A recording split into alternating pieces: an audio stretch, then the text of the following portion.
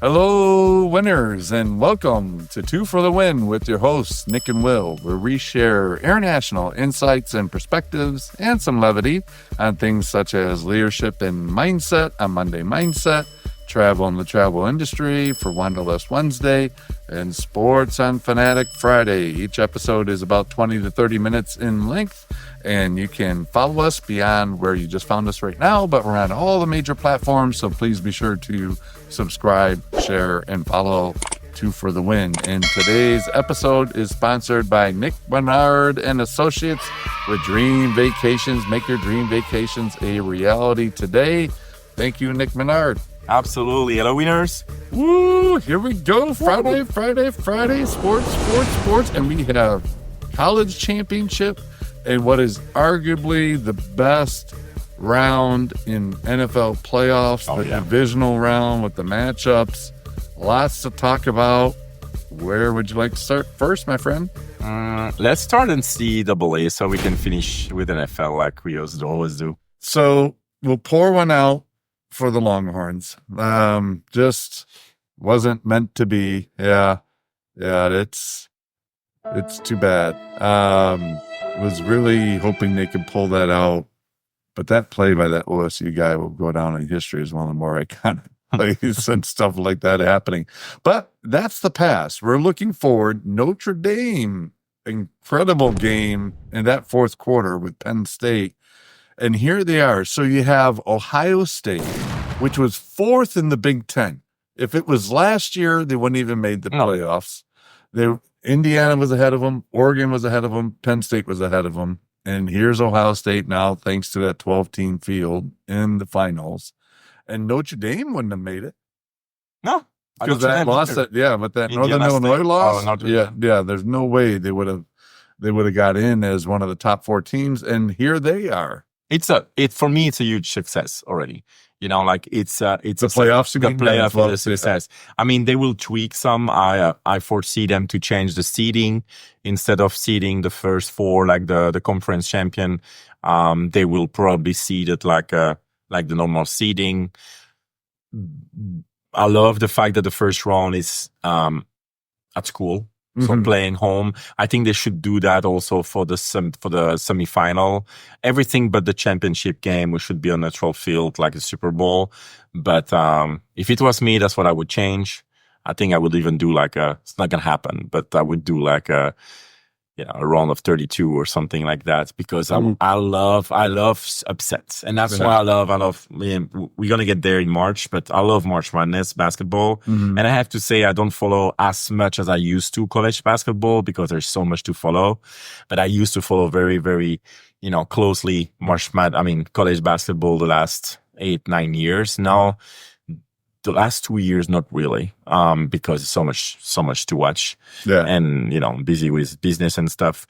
But it's so cool because you have surprise on surprises on surprises.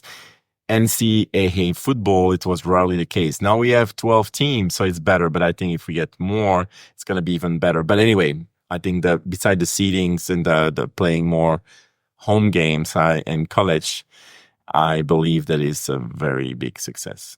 Yeah, I do think almost, because the colleges, the universities, I should say, that get the bye on the current playoff format, they don't get to play at home. They have to play in the bowl game. So I think they get cheated out of that. I like your idea of having maybe 2 rounds at home and then make sure that obviously the championship's on neutral field. But I think that would be good and reward the teams that had the first week bye.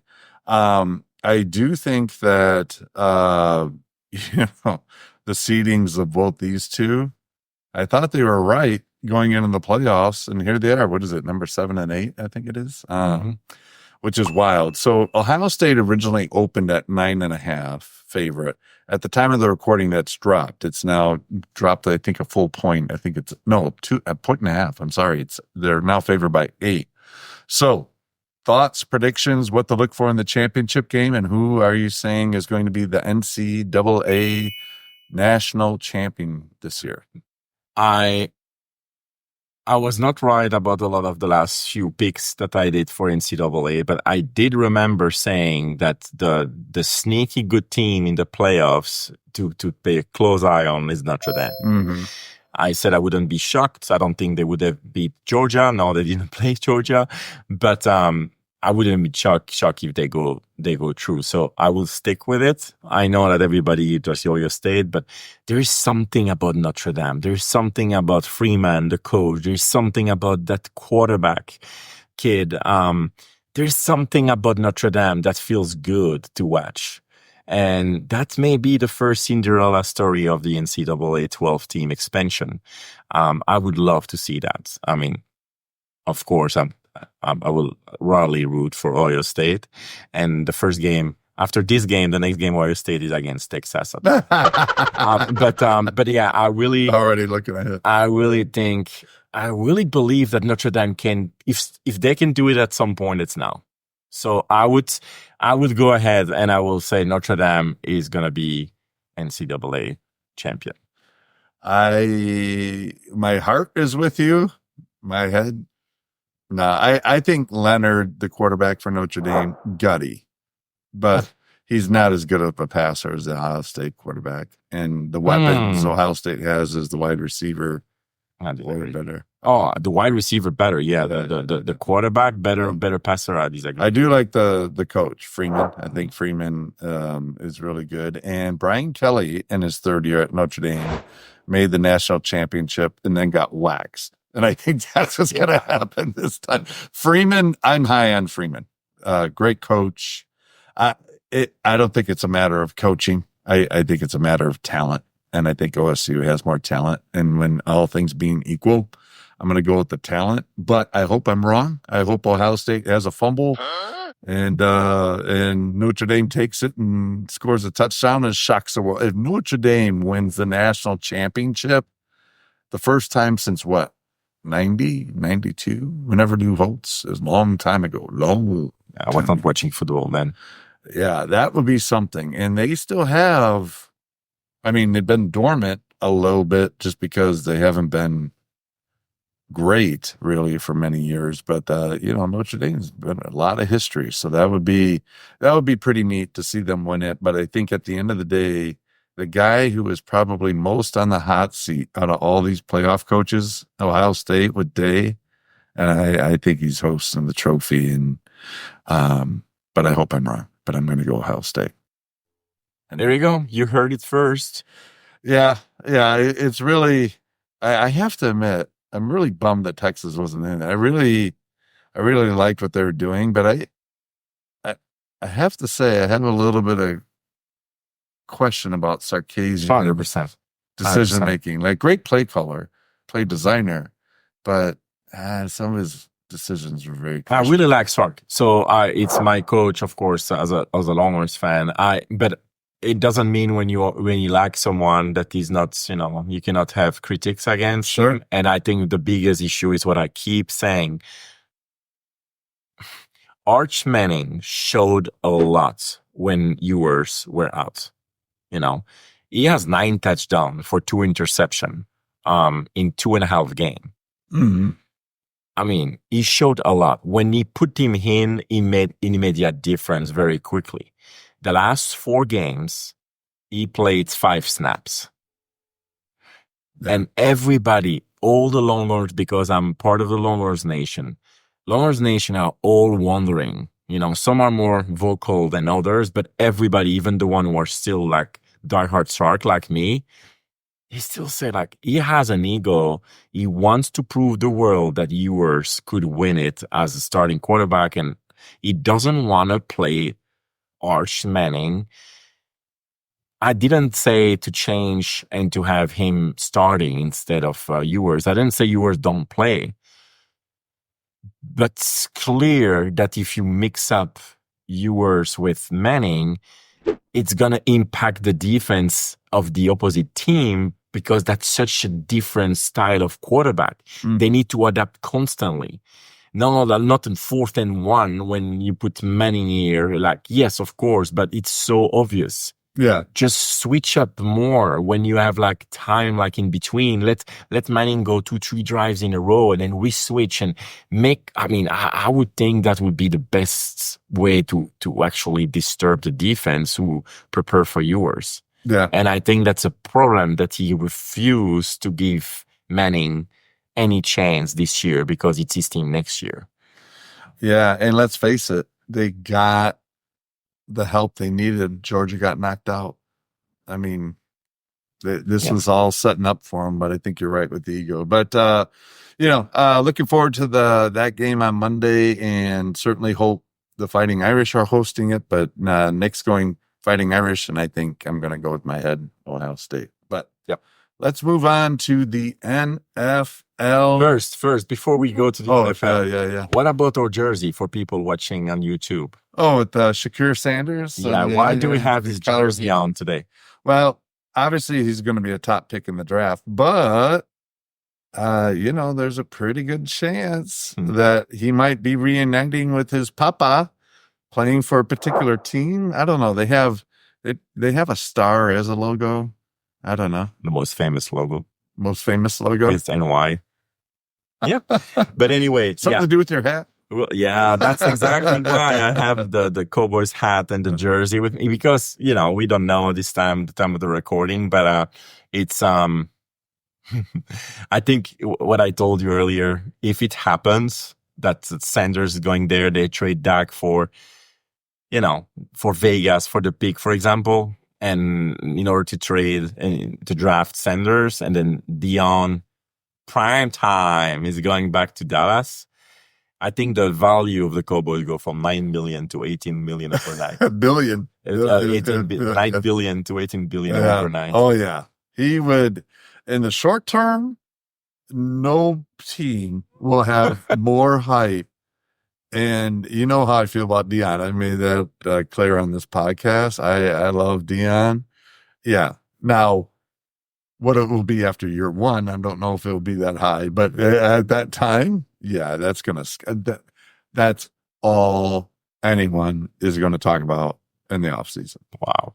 And I'm actually for that. Even though, I'm not a Cowboys fan, I would love to see Dion. Secretly you are. His kid go to Dallas, and that would be great television. There we go. Let's move on.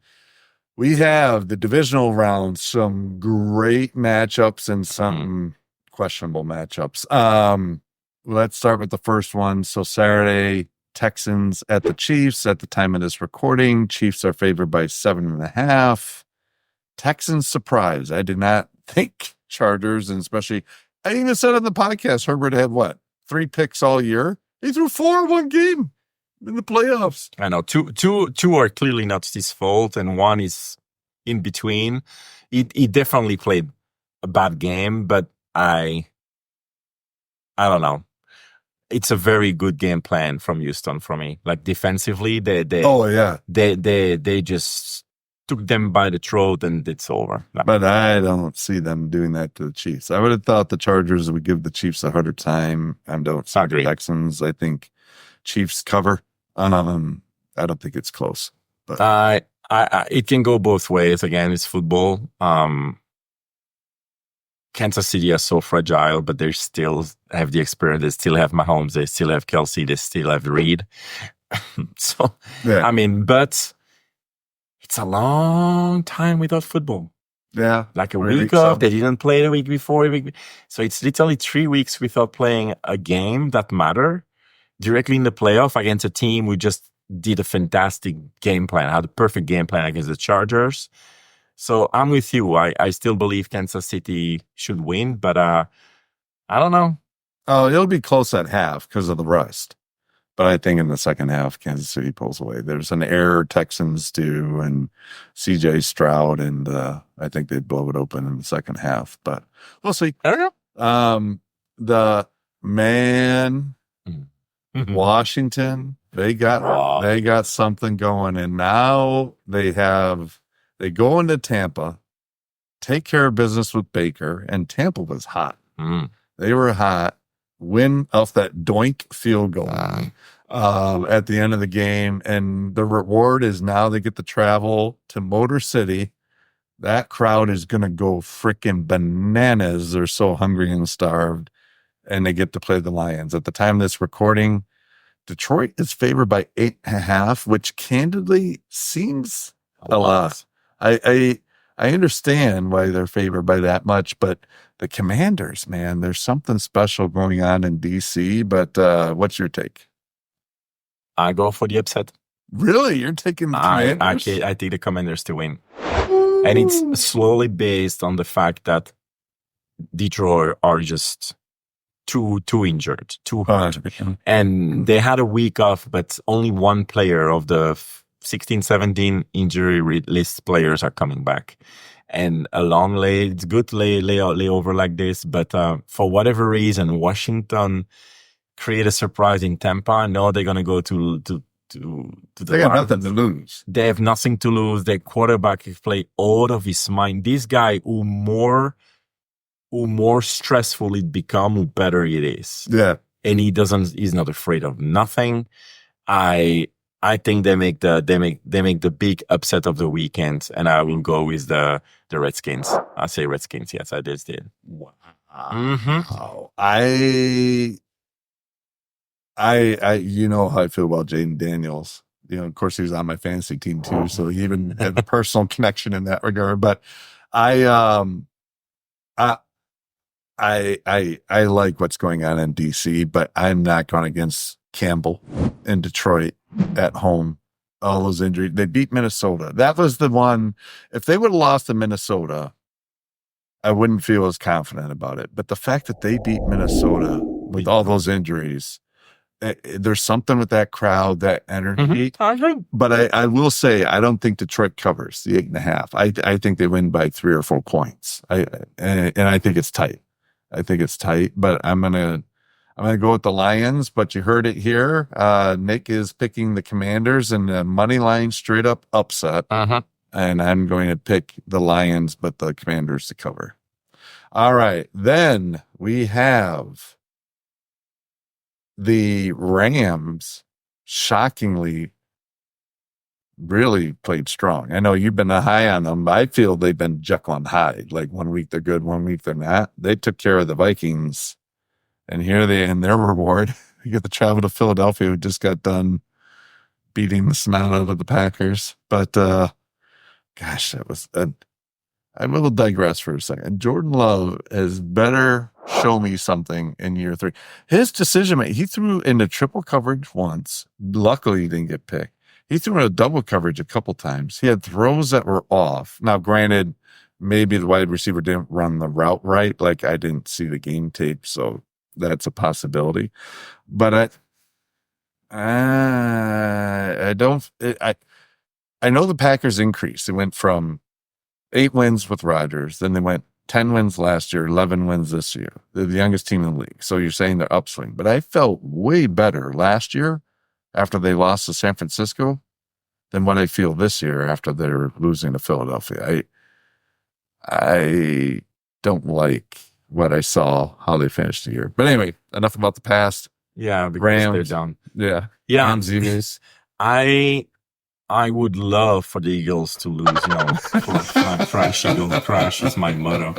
But I don't see that happening. And I love the Rams. I love the offensive power they have. It's Pukanakua and Cup. I like the dynamic that they have. Igby's, we'll see if he's going to play because he hurt himself like beginning of the week. So we'll see. But I don't see them winning in Philadelphia. Yeah, so I have Philly. No, and the thing is about Philly, and it got a lot of airplay against the Packers, but their O-line and D-line are super strong, and that's how you play successful football and playoff football, is having strong O-line, D-line. So I don't think it's close. I think the Eagles win big, but I'm with you. I hope the Rams take care of business. So now we talk about the game of the week. Holy smokes, the Ravens at the Bills. Baltimore's favored by 1 at the time of this recording in Buffalo. So that means there will be a 4-point favorite if they played in Baltimore and a 2-point favorite on a neutral field. I was shocked that the Ravens were favored, but this is an epic meeting.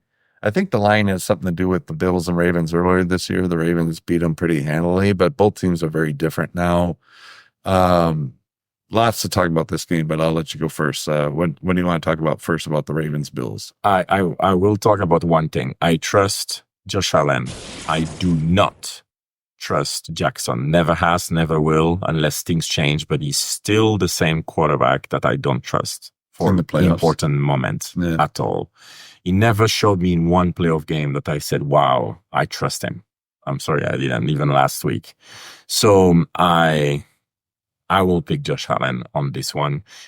Baltimore as the better team, definitely the better team, but they don't have Josh Allen. And Jackson, like I said, I don't trust him. So I will pick the Bills to win this game, but it's by far the most, entertaining game of the weekend by far. And that's why they put it in last, of course, Sunday night. But it's gonna be a fantastic game, like 100%. So it's gonna be a game within the game between the two quarterbacks. But that's the game who's gonna be won or lost in the line experience. Yeah, I do think whoever wins this game wins the AFC and goes to the Super Bowl. I don't think the Chiefs, who were picking to beat the Texans, beat either of these teams. I don't care if it's in Kansas City. All right, so let's do something real quick here. If you go head coach matchup, Harbaugh, McDermott, who do you pick? I would have to go with Harbaugh. Me too, yeah. He's a really, really good coach, and McDermott's not the best with the play management. You go quarterback, Josh Allen, Lamar Jackson. Me too, but that's close. But I definitely would go Josh Allen. Running back, Derrick Henry. Yeah. Even though the running back of the brother? What's his name again? Montgomery. No. Anyway, so for I have a running blank. The running back from before Bills is this the brother of the one who was in James Cook.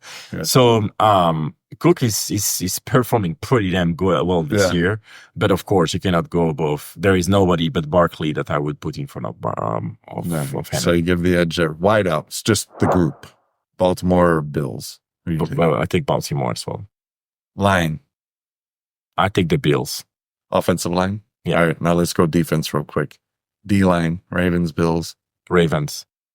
Linebacker. Ravens. Secondary. I take Buffalo. Yeah, you pick more Ravens. Oh yeah, I do it. I just mentioned. You said they're a better team. I just put a lot more stake than you do. Based on you said you think it's close. For me, it's not close. The quarterback is way better in the Bills. Oh, I see. Yeah. And that's the way I see the difference, because Jackson will do what he always does in difficult moments.